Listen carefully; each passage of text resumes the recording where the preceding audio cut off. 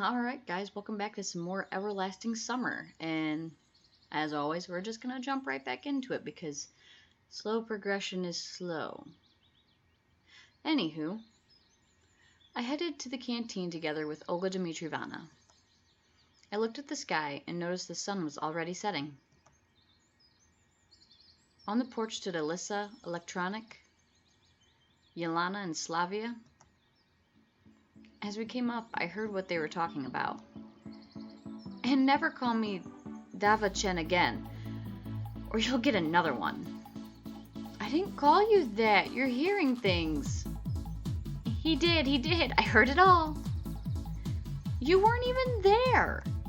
I was, in the bushes. Come on, you guys, stop it. So it wasn't a football injury Electronic suffered earlier today.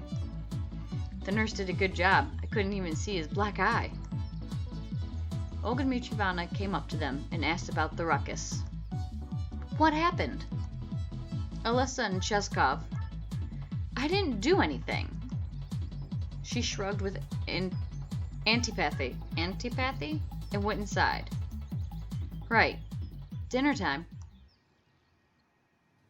I entered last. There weren't too many free seats. Look at all these people you see in the cafeteria, and then think of all the people we saw at the lineup. What? There were a few free chairs near Alyssa across the canteen, but I'd sooner starve for a week or two than risk my head near her. There was also a seat near Ulyana, but I'm not into traditional Chinese whatever crawls cuisine. Finally, a free chair near Miku. Looks like I'll have to pick my poison. You mind if I sit here? Oh yeah, sure. No, I don't mind. Yes, you can sit here. I sat down. Look, it's buckwheat today. Do you like buckwheat and chicken? I don't like chicken. Well, not that I don't like it. But if you'd ask me, what would I prefer to say, stroganoff beef or ragu? No, maybe it's just a hamburger. Or a rump steak. Do you like rump steak? I'm not that picky about my food. And that's the simple truth. 48 kopecks. Leningradosko. Ice cream brands popular. Oh, okay. Ice cream brands popular in late Soviet Union. Interesting. Oh, is that so? But desserts, they aren't really good here. I like ice cream. Do you like ice cream? I just love 48 kopecks. And Leningradsko. I'm sorry if I'm butchering words. Oh, sorry. I keep talking about myself. Maybe you like Eskimo better. Dinner was starting to get on my nerves, thanks to such company. And I'm not the kind of person that can just ignore someone who's talking to them. Even her. We're at the same table, after all. I once bought a waffle cone and started eating, and then, you know what? I found a screw in there. A real screw. Can you imagine that? Or was it a bolt? I don't really know. Screws are those things you tighten with screwdrivers, and bolts are those that you turn with a wrench, yes? If there was a speed eating contest going on, I would probably be in the top 3 winners by now. Right, I'll be going. Enjoy your meal. I got up and headed outside. Miku was saying something, but her words were drowned by the crowd of loudly dining pioneers. I went outside and sat on the stairs, waiting for my dinner to settle down a bit. I just sat there and watched night falling.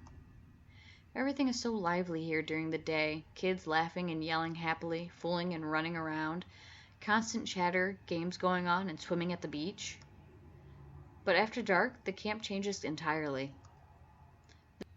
The sounds of day were swapped for silence, only now and then broken by crickets chirping or a night bird. The camp was going to sleep. In every shadow you could see things, maybe a ghost, or a spirit of the forest, or a wild animal.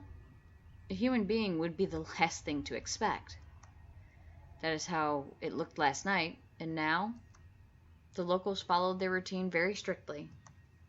In the day, the camp was theirs. In the night, it belonged more to the forces of nature than to humans. Someone touched my shoulder. I looked back. It was Electronic. let's go play cards. Cards? Yep, I invented a new game. A good one. Good? Like how? Well, first we gotta find the cards. Then I'll tell you. Then go find them. What's the problem? Only Olga Dmitrievna has them, and she won't give them to me. Why so? Well, the last time when Olga Dmitrievna and Slavia came out onto the porch.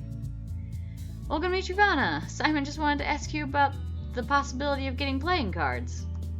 Actually, for what purpose? We invented a new game. Not we, you did.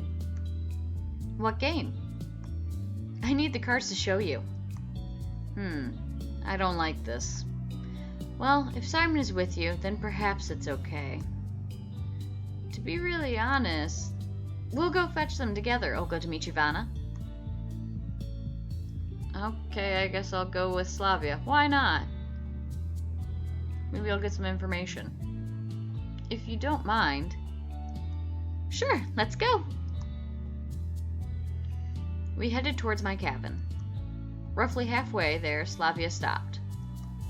Hey, I just remembered. The cards are in my cabin. Good timing. And where's that? It's just down this road. Let's go. We reached the cabin that, in fact, looked more like a trailer. Just wait here a minute. I'll be back. It took her just a few seconds to come back. There. She showed me a deck of pretty worn-out cards. These must be marked in and out. That's unsportsmanlike. What happened to fair play? Tell me about it. It's hard to cheat when you don't know the rules. Shall we go? Let's go. On our way back, I decided to try and find out about something. How long have you been here? In this camp? About a week. I see. And where did you come from? I'm from the north. That is... the cold north. She looked at me and smiled. Looks like nobody in this camp is inclined to answer even the most innocent of questions. I tried to approach from another angle. And what do you like? What do you mean? Well, your hobbies. Oh, I like nature. Strange, she's not very talkative today for some reason. Nature, I see. Want to become a nature historian? More like a normal historian. I was always interested in our nation's history. That would suit her very well indeed. It appeared that among all the locals, she was the only one who had nothing to hide. What if she came here just like me and simply could not trust anyone enough to tell? I tried testing the waters. And why did you choose this camp? I didn't. My parents got a voucher for me from their work. Another failure. Well, if you could choose, it's nice here. I don't think I would choose some other place if I could. Here it's like you are becoming another person. That's how I saw it. What do you mean, another person? It's just that there's so many possibilities. You can learn so much, meet so many new, interesting people here. Now she started to sound like our chief, which raised a red flag for me. I decided to stop with the questions for now. When we came back, Olga Dmitrievna told Slavia, I just remembered that the cards are at your place. It's okay, we got it. Good. Slavia and Olga Dmitrievna went inside. I was going to follow, but someone grabbed my hand. Alyssa. Her gaze sent a shiver down my spine. Not a nice one. You want something? I asked carefully. You're going to play this stupid game? Yes. Something wrong with that? Nope, nothing. She was turning to leave, but then slowly looked back, smiling. So you play cards? A little. I couldn't figure out what she wanted. Durak, card game popular in USSR, similar to President. I don't know what either of those are. So only Durak, and that's it? As if you're a poker star. Well, Yes, technically. Then you don't have a chance. Why? Because. So you know the rules? Of course. Well, then you'll have the upper hand. I couldn't see why would we go on talking and motioned toward the door. Why do you keep trying to leave? Is there anything else you'd like to talk about? Let's make a bet. What do you mean? You're such a slowpoke. The cards, what else? And what do you want to bet on? That I'll win. That's quite possible outcome. I agreed calmly. So, are you afraid? No, I'm not. I'm not big on bets when I don't like my chances. And you're not big on taking risks, too. Such an astute observation. I'm impressed. Right, then No, you're not. Now what? I sighed in exhaustion. She was starting to annoy me with her rubbish talk about some pointless bet. If you won't bet with me, I'll tell everyone that you tried to seduce me. What? You heard me. I could imagine her doing this. Don't be stupid. Who's gonna believe you? I've been here less than 2 days. Besides, want to try your luck? Right. And what will happen if I win? I won't tell anyone anything. And if I lose? Slowpoke mode again? I'll tell everyone you tried to seduce me. I told you already. So you're telling me now that I have to work to prove that I didn't do something when I didn't actually do it. If that's how you want to look at it. Not a simple decision. On the one hand, it was stupid to agree. I didn't know the rules and gambling wasn't my thing. On the other, she could really make my life hell. Then again, can I even trust her? She can do it even if I win. So, have you made a decision? I was going to answer, but suddenly Lena came around me from behind. What? Nothing. Lena hurried inside. So? I'm not going to bet with her because I don't know what it is. I have no idea what we're talking about. No, I'm not going to participate in your shady business. Sorry about that. You wuss. She shrugged and went up the stairs. Before she went inside, she flung at me. Prepare to face the consequences. Consequences? What if I made the wrong decision?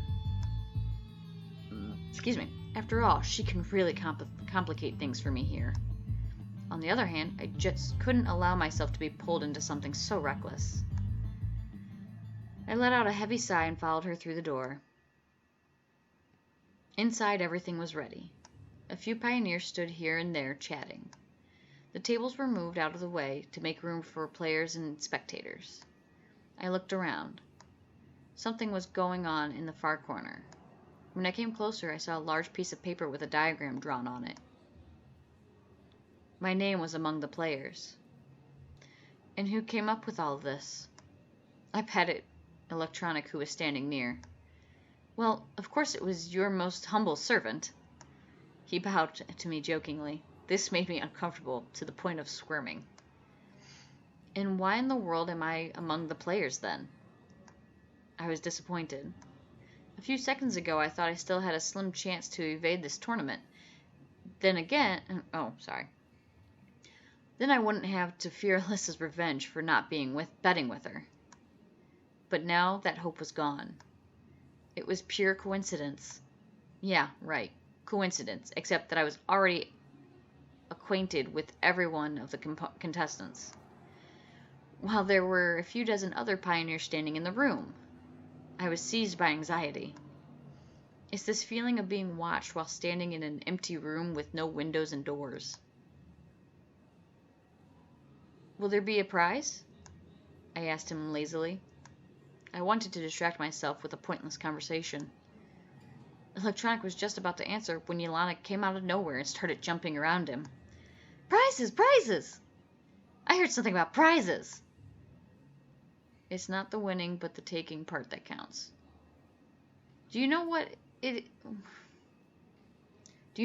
the main ethos of the Olympic Games? What? No. You'll understand when you grow up. She made a wary face and jabbed Electronic in the ribs. So what about the prize? Well, I don't know.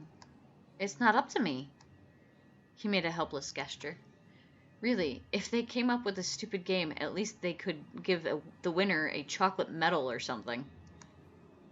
Ulyana suddenly jumped and raced off somewhere. I wish I was that optimistic. So what about the rules? Wait a bit. Not everyone is here yet. I looked around the canteen. Alyssa, Slavia, Lena, Miku, and Shurk were there. It seems everyone is here. Not everyone. Zanea isn't here. Does he feel uneasy, or is it just me?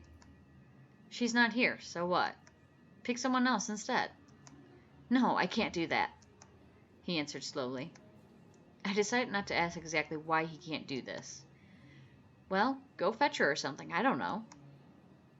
He can't go, he's the host of the event. The camp leader appeared as if from nowhere. But Olga Dmitrievna, Electronic whined. Simon will go. Right, Simon? She looked at me and smiled. Of course. Who else? Where is she? In the library, I guess. Okay. I dragged my feet towards the door. Please hurry. What's Electronic's problem anyway? Night is coming soon. Yay, tea. Don't press the spacebar. I was going to take my time, so I slowly paced towards the library.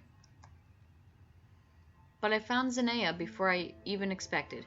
She was sitting on a bench at the square, staring at Genda, who was silent as always.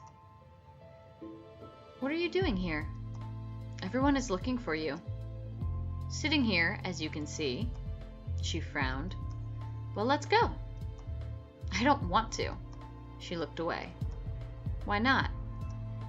I don't want to. I sat beside her. Listen, I don't like the idea of this contest myself, but we can't let everyone down. I surely didn't sound like myself there. A couple of days ago, I wouldn't even think of saying something like that. Zanea looked at me with surprise on her face. So everyone is waiting for me? Isn't that exactly what I said?